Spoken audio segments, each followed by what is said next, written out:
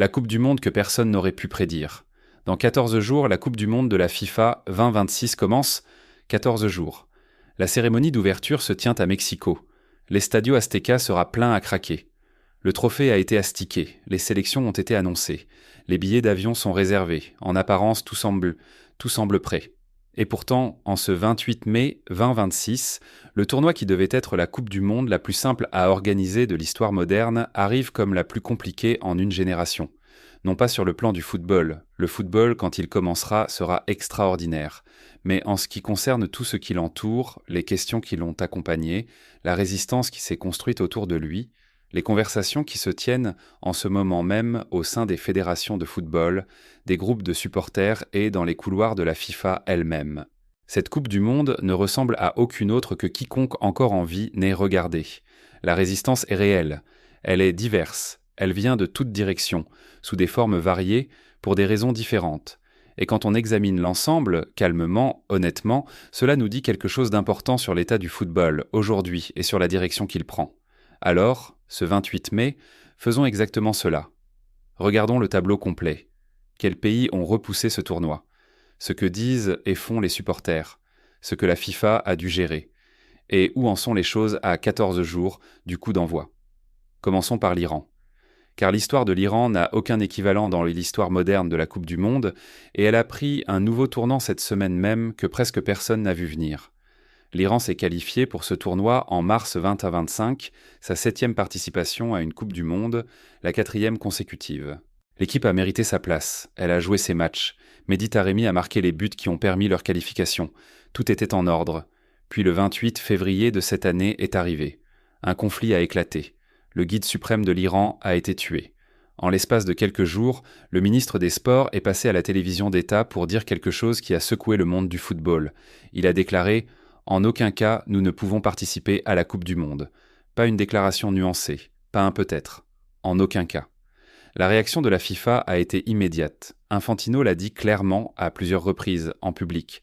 L'Iran participera. Il l'a dit lors du congrès de la FIFA à Vancouver fin avril, où il a ouvert son discours en déclarant « Je confirme immédiatement, pour ceux qui voudraient lire ou dire ou écrire autre chose, que l'Iran participera bien évidemment ». Il parlait comme un homme qui s'était battu pour cette cause depuis 2 mois et qui était épuisé d'avoir à se battre. Ce qui a suivi fut extraordinaire. La fédération de football iranienne a refusé de reculer complètement.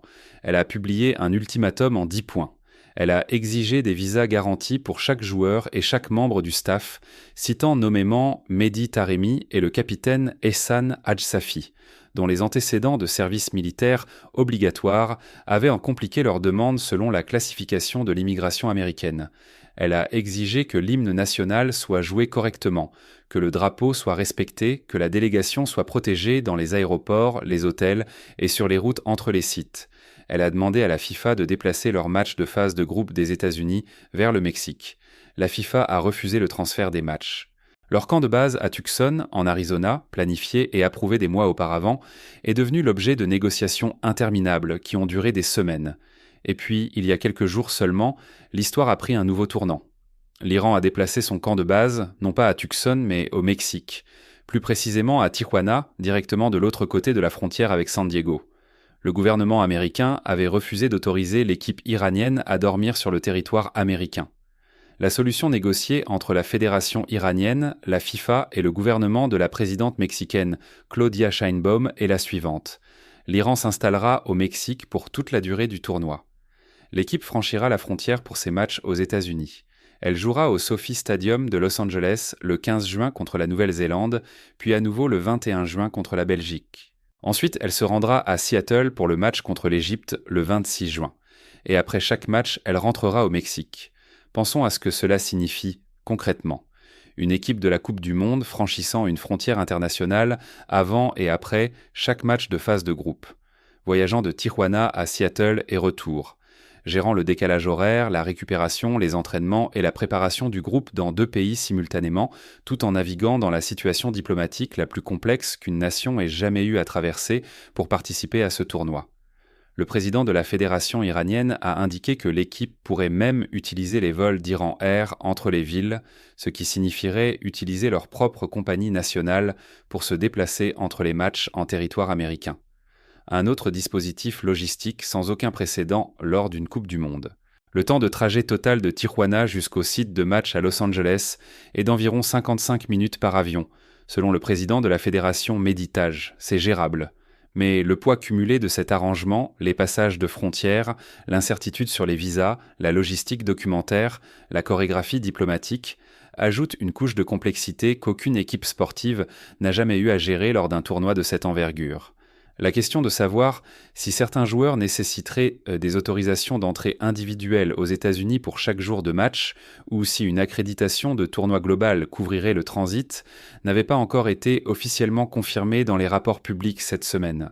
Ce qui est confirmé, c'est que la FIFA a officiellement approuvé le transfert du camp de base à Tijuana, que l'équipe s'entraînera dans une installation près de la côte Pacifique, le long de la frontière Mexique-États-Unis, et qu'Iran Air pourrait servir de transporteur pour les liaisons intérieures dans la zone du tournoi.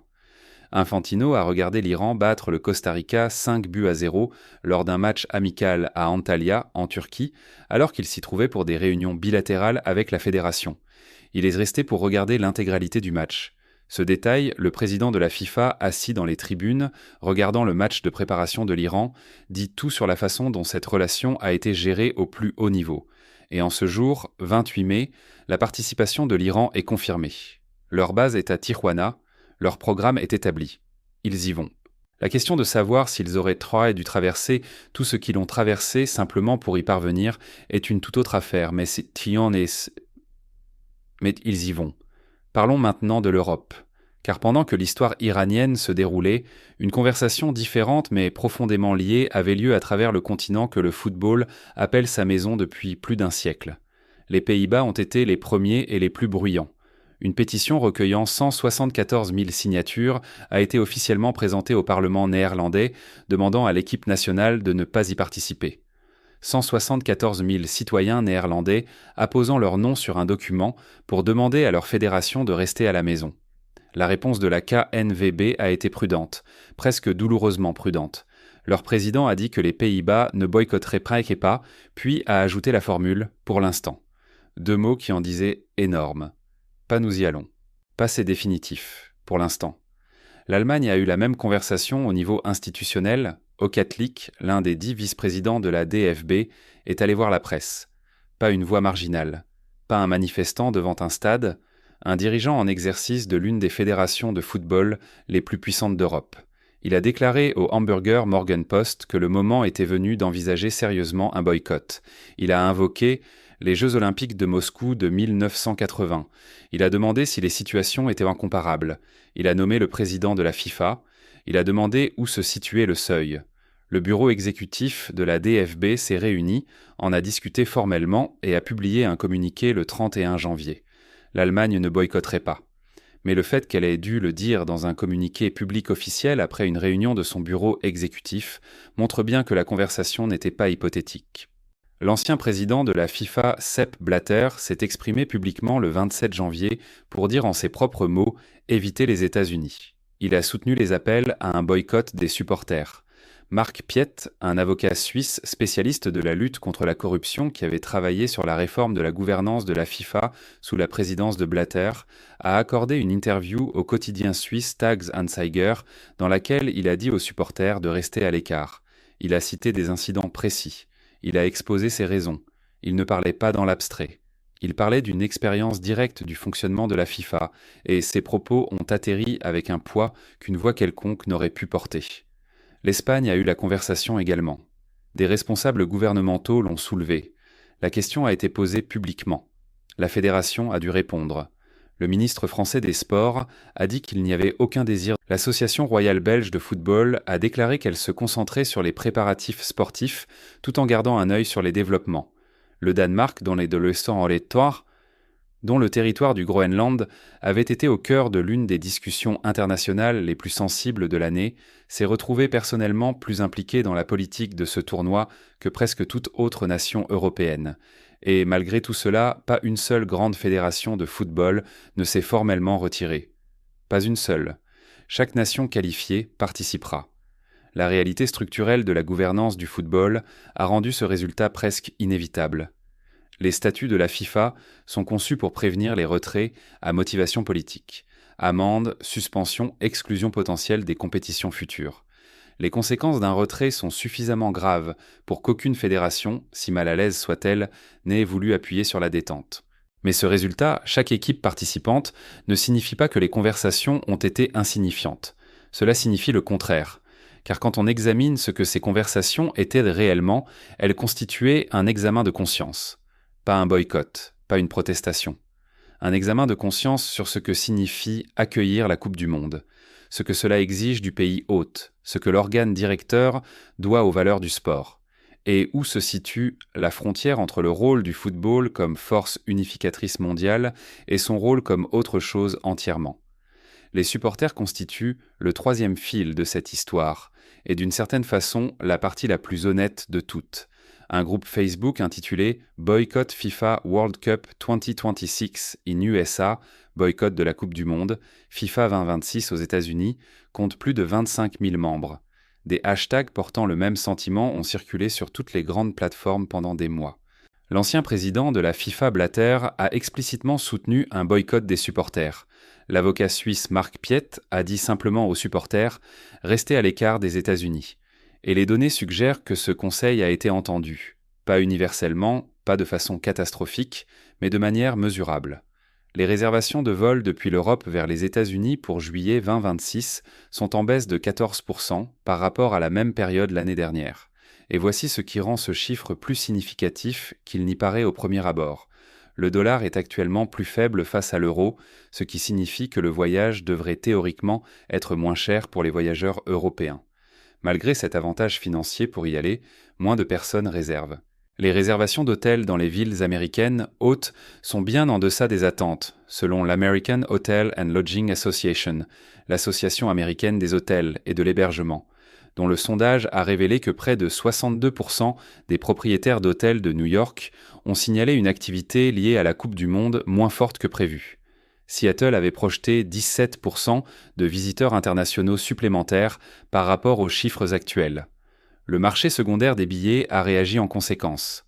Les prix de revente moyens pour les matchs de phase de groupe ont chuté de 23% entre le 20 avril et le 20 mai. 87 des 91 rencontres américaines et canadiennes ont vu leur prix d'entrée baisser au cours du mois passé. Le marché avait fixé des prix à un niveau que la base réelle de supporters, dans des conditions réelles du monde réel, ne payait tout simplement pas. Et le marché s'est corrigé semaine après semaine, évoluant vers un point où une demande plus proche de la réalité rencontre une offre réelle. Pour comprendre à quoi les supporters réagissent réellement, il vaut la peine de replacer les chiffres dans leur contexte complet.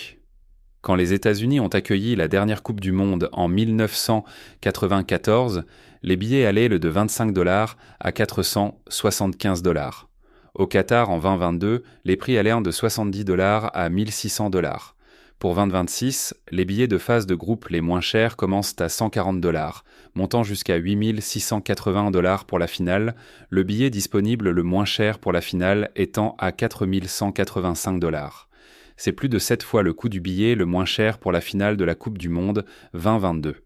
Les supporters qui suivent leur équipe nationale jusqu'en finale pourraient débourser environ 7000 $ en billets seulement, avant d'ajouter un seul vol, une seule nuit d'hôtel ou un seul repas. Pour un supporter anglais, dont l'équipe nationale n'a pas soulevé le trophée depuis 60 ans, une place en catégorie 3 pour la finale coûterait 7020 $. Pour un tournoi qui se présente comme appartenant au monde entier, ce sont des chiffres qui méritent quelques explications. Football Supporters Europe a qualifié la politique tarifaire de la FIFA de trahison monumentale. Ils ont déposé une plainte officielle auprès de la Commission européenne demandant le gel des prix et l'arrêt du modèle de tarification dynamique de la FIFA, utilisé pour la première fois de l'histoire lors d'une Coupe du Monde pour les supporters européens. Des représentants du Congrès américain ont écrit à la FIFA pour lui demander de rendre les déplacements pour assister aux matchs accessibles aux gens ordinaires.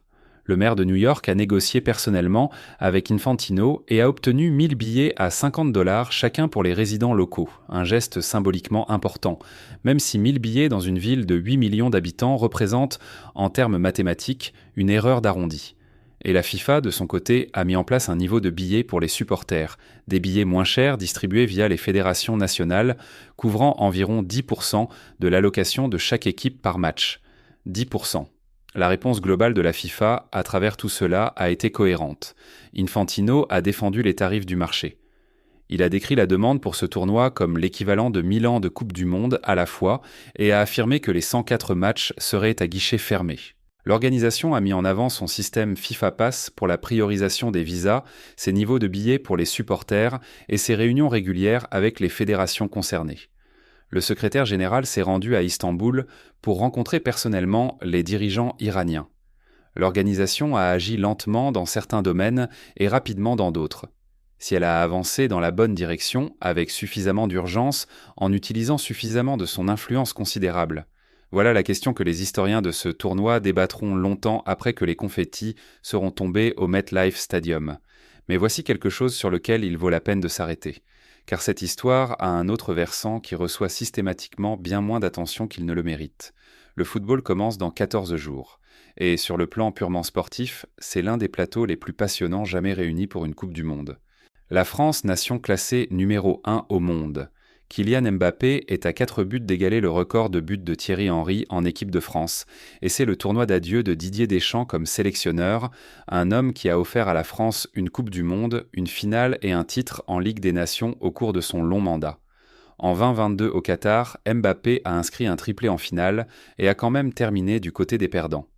Cette fin, si proche et si douloureuse, est le moteur qui propulse la France dans ce tournoi avec quelque chose à régler.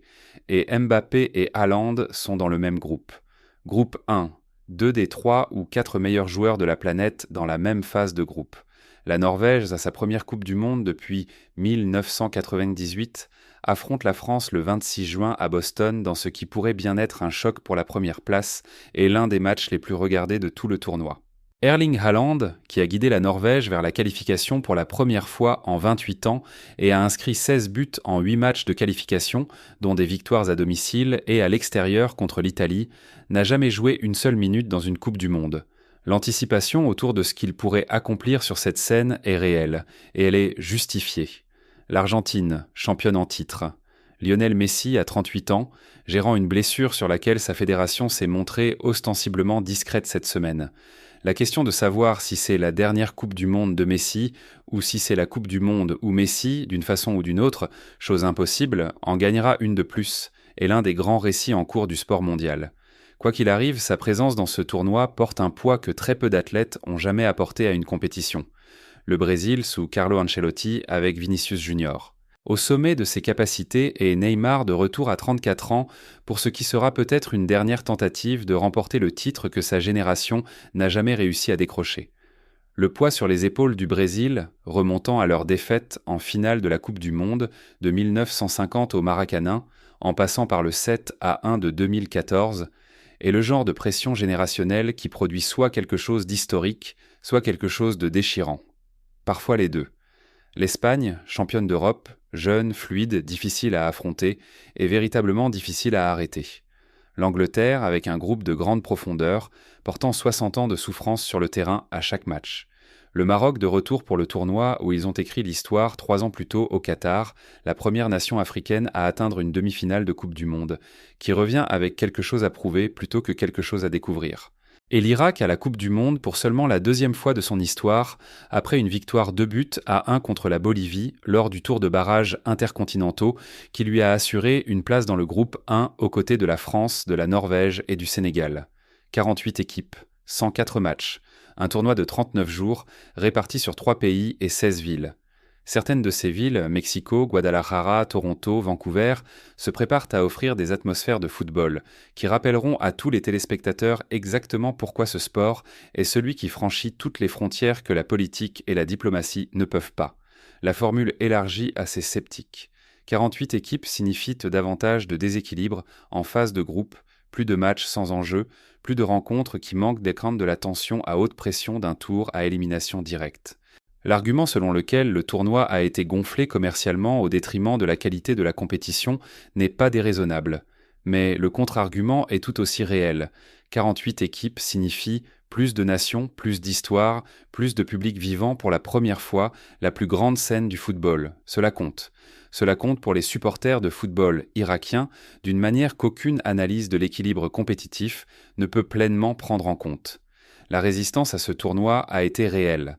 Elle a été documentée, mesurée, sourcée et, dans certains cas, véritablement significative. L'Iran voyageant depuis une base au Mexique pour jouer ses matchs de phase de groupe à Los Angeles et Seattle est une histoire sans aucun parallèle dans l'histoire de cette compétition. Le Parlement néerlandais débattant formellement de la question de savoir si son équipe nationale devait participer à une Coupe du Monde est quelque chose que les historiens du football écriront pendant longtemps. Un billet de train à 150 $, rien que pour rejoindre un site de match. Un forfait voyage supporter à 6 900 $. Un billet pour la finale sur le marché secondaire à plusieurs dizaines de milliers de dollars. Ces chiffres seront étudiés dans le cadre de tout processus d'évaluation que la FIFA conduira après la fin de ce tournoi. Ils façonneront ce qui viendra ensuite, ou du moins ils le devraient. Mais dans 14 jours, quelque chose se produira qui se produit toujours quand la Coupe du Monde est aussi proche. Un arbitre à Mexico portera un sifflet à ses lèvres. L'Estadio Azteca, le stade où Pelé a soulevé le trophée en 1970 et où Maradona a inscrit le but du siècle en 1986, se remplira du son de 87 000 personnes qui ont attendu ce moment toute leur vie. Et le football commencera. Le football, quand il commence, a cette façon de faire attendre tout le reste.